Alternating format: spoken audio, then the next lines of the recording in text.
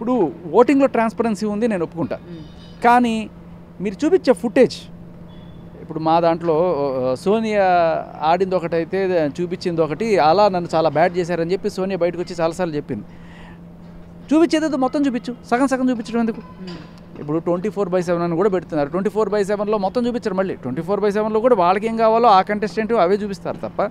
ఇప్పుడు చాలాసార్లు అంటుంటారు, ఎక్కడ చూసినా మనకు తనుజనే కనబడుతుంది, ఇంకా వేరేం కనబడలేదు. నువ్వు చూపించట్లేదయ్యా, నువ్వు చూపిస్తే కదా వాళ్ళు ఏం చేస్తున్నారు తెలిసేది.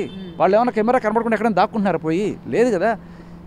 ఒక ట్రాన్స్పరెన్సీ రావాలంటే బిగ్ బాస్లో ప్రతి ఒక్క కంటెస్టెంట్కి సంబంధించిన 24/7 ఛానల్ ఒకటి ఓపెన్ చేయాలి.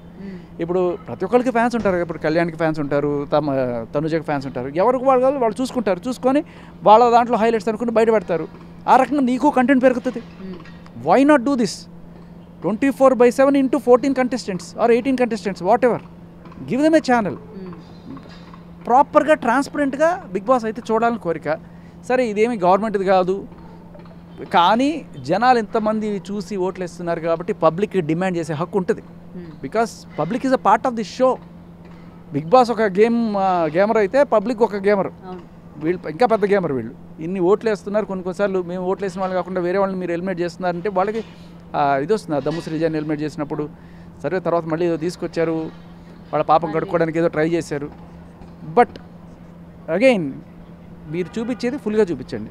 కొన్నిసార్లు సెన్సార్ ఇబ్బందులు రావచ్చని ఆపుతారు, దట్స్ ఓకే, అండర్స్టాండబుల్. కానీ 24/7 ప్రతి ఒక్క కంటెస్టెంట్కి ఇవ్వడం వల్ల వాళ్ళు ఏంటి అనేది మనకు తెలుస్తుంది.